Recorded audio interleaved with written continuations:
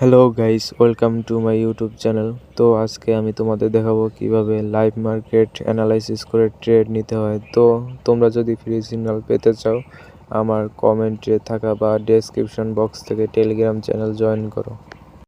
তো আজকে আমি আপনাদের দেখাবো কিভাবে লাইভ মার্কেট অ্যানালাইসিস করে ট্রেড নিতে হয় ফুল ডিটেলসে। তো প্রথমে আমরা চলে যাব, আপনারা দেখতে থাকুন।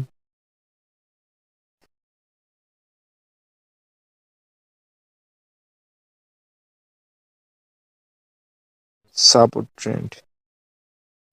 ট্রেন্ডটা আমরা নেব। দেখুন, মার্কেট কিন্তু